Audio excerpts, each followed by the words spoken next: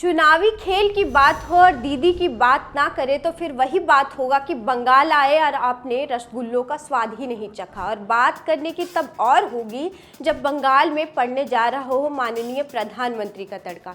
तो चलिए आज हम बंगाल चलते हैं, बंगाल विधानसभा चुनाव के खेल को भी समझते हैं।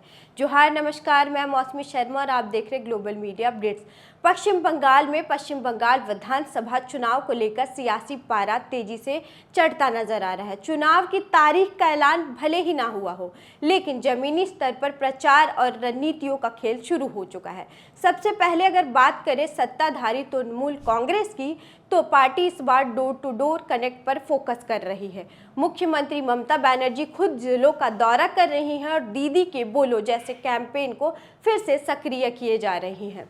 टीएमसी की रणनीति साफ है, महिलाओं और ग्रामीण वोटर्स को साधना, सरकारी योजनाओं जैसे लक्ष्मी भंडार, छात्रवृत्ति को प्रमुख मुद्दा बनाना, लोकल नेताओं को मजबूत करना। वहीं दूसरी तरफ भारतीय जनता पार्टी भी इस बार पूरी ताकत झोंकने की तैयारी में है। बीजेपी की रणनीति ज्यादा आक्रामक और केंद्रीयकृत मानी जा रही है। भ्रष्टाचार, घोटालों को मुख्य मुद्दा बनाना, हिंदुत्व और पहचान की राजनीति को हवा देना, बूथ लेवल मैनेजमेंट को मजबूत करना। बीजेपी खासकर उन इलाकों पर फोकस कर रही है जहां 2021 में उसे बढ़त मिली थी, जैसे उत्तर बंगाल और कुछ शहरी क्षेत्र। अब सवाल करें भारतीय राष्ट्रीय कांग्रेस और भारतीय कम्युनिस्ट पार्टी के गठबंधन की, या गठबंधन साइलेंस लेकिन स्ट्रैटेजिक तरीके से काम कर रहा है। छात्र और युवा आंदोलनों के जरिए पकड़ मजबूत करना, बेरोजगारी और शिक्षा को मुख्य मुद्दा बनाना, अल्पसंख्यक वोट को साधने की कोशिश। हालांकि इनका असर सीमित क्षेत्रों में ही ज्यादा दिख सकता है, लेकिन कई सीटों पर ये किंग मेकर बन सकते हैं। विशेषज्ञों का मानना है कि इस बार चुनाव सिर्फ वोट का नहीं बल्कि नैरेटिव का होगा। जो पार्टी जनता के बीच कहानी और भरोसा बना पाएगी वही बाजी मार सकती है। बंगाल में इस बार की लड़ाई सिर्फ सत्ता की नहीं बल्कि साख और भविष्य की है। अब देखना होगा कि रणनीतियों की इस जंग में कौन बनेगा असली विजेता। वहीं पश्चिम बंगाल में पश्चिम बंगाल विधानसभा चुनाव से पहले सियासी सरगर्मी अपने चरम पर है।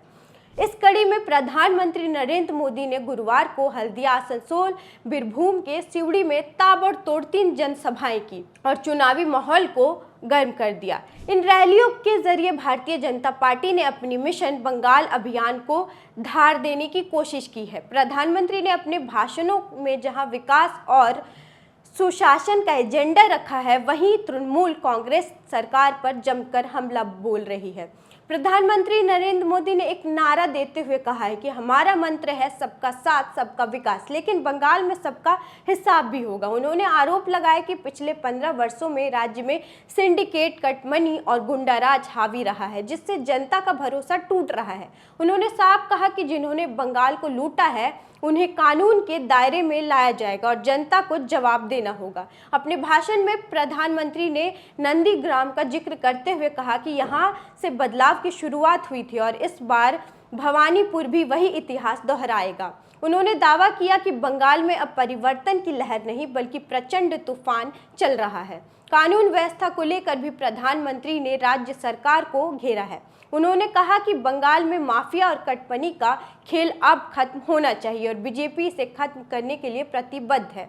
इस चुनाव में एक दिलचस्प मुद्दा मछली को बनाएगा। तृणमूल कांग्रेस लगातार आरोप लगा रही है कि अगर बीजेपी सत्ता में आई तो लोगों की खान पान की आज़ादी प्रभावित होगी। इस पर पलटवार करते हुए प्रधानमंत्री ने हल्दिया की रैली में कहा कि 15 साल के शासन में टीएमसी सरकार बंगाल के लोगों को पर्याप्त मछली तक नहीं दे पाई और अब राज्य को बाहर से मछली मंगानी पड़ रही है। उन्होंने दावा किया कि केंद्र सरकार के नेतृत्व में देश में मछली उत्पादन दोगुना हुआ है। बिहार और उड़ीसा जैसे पड़ोसी राज्य इस मामले में आगे निकल चुके हैं। एक तरफ जहां प्रधानमंत्री नरेंद्र मोदी में आक्रामक रैलियां करते नजर आ रहे हैं, तो दूसरी ओर मुख्यमंत्री ममता बनर्जी भी पूरी ताकत के साथ जवाबी हमला बोल रही हैं। गुरुवार को उत्तर 24 परगना में आयोजित एक चुनावी जनसभा में तृणमूल कांग्रेस सुप्रीमो ममता बनर्जी ने भारतीय जनता पार्टी पर गंभीर आरोप लगाए। उन्होंने दावा किया कि राज्य में सत्ता हथियाने के लिए चुनाव आयोग की मिलीभगत से मतदाता सूचियों से 90 लाख से अधिक नाम हटाने की साजिश की गई है।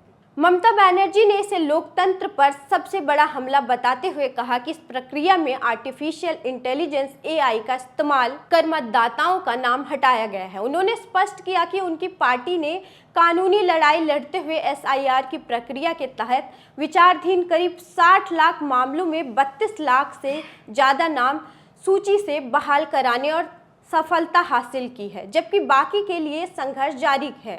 ममता बनर्जी ने अपने संबोधन में भरोसा जताया कि तृणमूल कांग्रेस आगामी चुनाव में भारी बहुमत से जीत दर्ज करेगी। उन्होंने कार्यकर्ताओं से अपील की कि वे हर वोटर तक पहुंचे और किसी का नाम सूची से हटने ना दे। वहीं राजनीतिक टकराव अपने चरम पर है। इस बीच राज्य की राजनीतिक और आरोप प्रत्यारोप का दौर लगातार तेज होता जा रहा है। एक और नरेंद्र मोदी भ्रष्टाचार, कानून व्यवस्था, कटमनी जैसे मुद्दों पर टीएमसी को घेर रहे हैं, वहीं ममता बनर्जी लोकतंत्र और वोटर अधिकारों को बड़ा मुद्दा बनाकर बीजेपी पर पलटवार कर रही है। राजनीतिक विशेषज्ञों की माने तो इस बार बंगाल चुनाव केवल विकास बनाओ भ्रष्टाचार का नहीं बल्कि वोटर भरोसा बनाओ चुनावी प्रक्रिया का भी बनता जा रहा है।